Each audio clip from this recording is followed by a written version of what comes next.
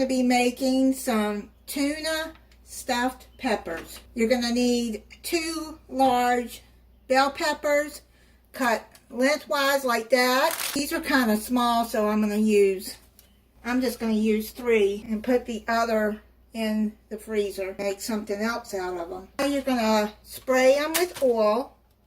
I'll rub some olive oil on them or vegetable oil. I'm using olive oil. Put them over there like that. Spray some inside.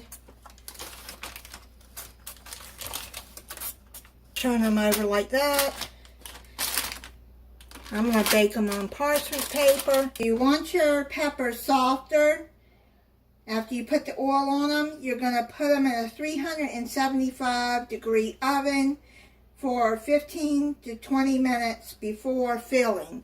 So I'm going to put them in the oven for 15 minutes and then we'll fill them. While the peppers are in the oven, I'm going to make the filling. You're going to need 1 5-ounce can of tuna, drained. I got it with water. You want it with oil, that's fine, just drain the oil. 1/2 cup of mayonnaise. Then you're going to add 2 tablespoons of minced celery. That's what I got in this bag. And I need 2 tablespoons of finely diced red onion.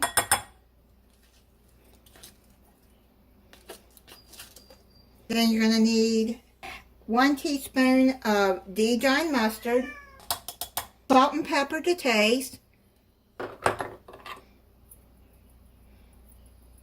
You're going to mix that. Mix it all together. Just pulled it out of the oven. Just turn it over so we can fill them. We're going to put the filling into the peppers.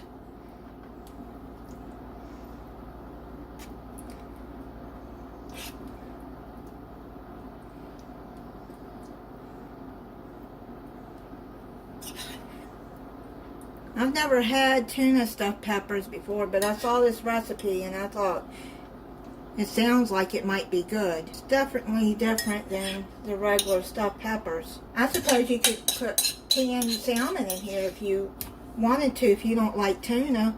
If you have a bigger family, then you'll have to double this recipe, depending on how big your family is. Now you're going to need 1/2 cup of shredded cheddar cheese, or any cheese that you want, and you're going to put that on top of the tuna.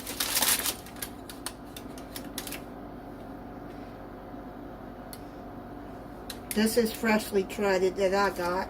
You can use the kind that's already shredded in the bag. We're going to put it back into the oven and you're going to bake it for 20 to 25 minutes until peppers are tender and the cheese is melted and bubbly.